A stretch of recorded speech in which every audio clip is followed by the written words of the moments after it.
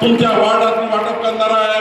नागपूर शहरामध्ये 1 लाख परिवारांना आम्ही घर दिले, नागपूर शहरामध्ये 1 लाख परिवारांना आम्ही प्रॉपर्टी कार्ड दिलं आणि आता तर अमरावतीला आम्ही नक्षा योजनेत घेतलेला आहे।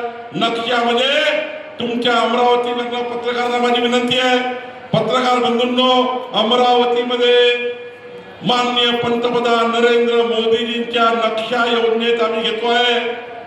अमरावतीला नक्षा योजनेत घेतल्यानंतर अमरावतीवरनं मी विमान उडवणार आहे, इंडिगोचं नाही। तुमच्याकडे आम्ही आमच्या कलेक्टरचं जे खात्याचं आहे महसूल खात्याचं ते ड्रोन सर्वे 1 मीटर बाय 1 मीटरचं विमान उडणार आहे, नागपूरमध्ये आहे, चालू आहे सध्या आता। आणि तुमचे अमरावतीचे सर्व घर,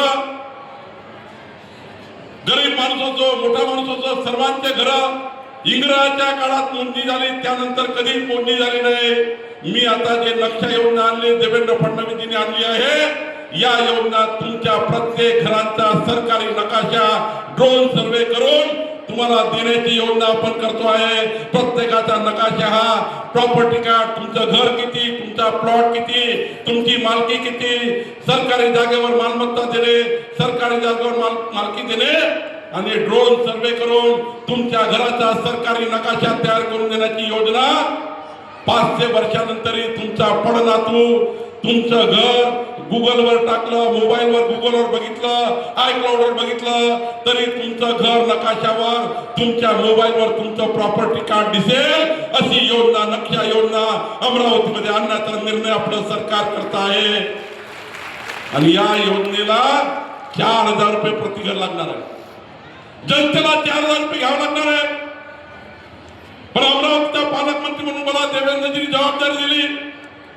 देवेंद्रजींच्या मामाचं गाव आहे, पंकज भोयरची सासूरवाडी आहे, कराल नाही? हो ना? बरं, माझे एक काम कराल का? मी काल पहाटे 4 वाजता अमरावतीवरून गेलो, 6 वाजता सकाळी घरी पोहोचलो। परवा रात्री मी पुण्याला होतो, 1200 किलोमीटर चंद्रपूरवरून अमरावतीत काल आलो। काल अमरावतीमध्ये 7 ठिकाणी गेलो। आता सकाळी 6 वाजता संजय कुठे म्हटले, तुम्ही 6 वाजता पोहोचले, झोपात नाही, वापस या।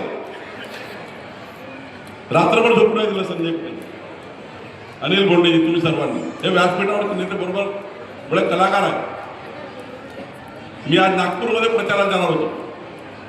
बंधू भगिनींनो, मी रात्रभर प्रवास केला, आता अमरावतीला आलो। माझे एक काम कराल का? जोरात सांगा, मी सांगितलं एक काम कराल का? तुमचा आवाज येत नाही बरोबर।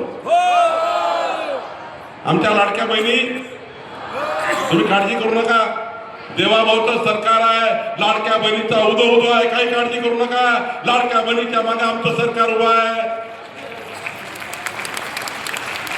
मी सांगितलं एक काम कराल का? माझे एक काम ऐकाल का? मग माझं जे काम आहे ते लक्षात ठेवा। इथून जाताना 15 तारखेला सकाळी लवकर झोपून उठा।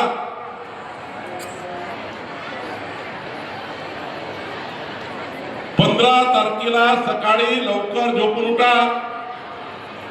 उठाल का लवकर?